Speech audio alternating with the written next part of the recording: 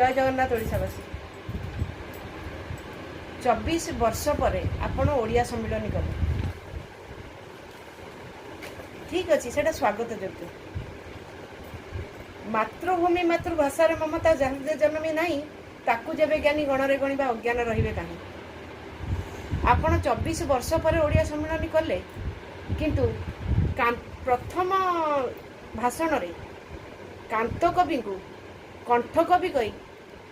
ओडिया मानू सारा विश्व में हास्यास्पद करदे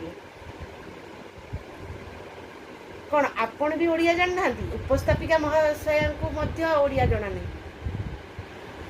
आपण जदि ओडिया जानी ना प्रथम ओडिया शिखंतु तापर सम्मिलन करंतु आपण ओडिशावासी को ओडिया मान को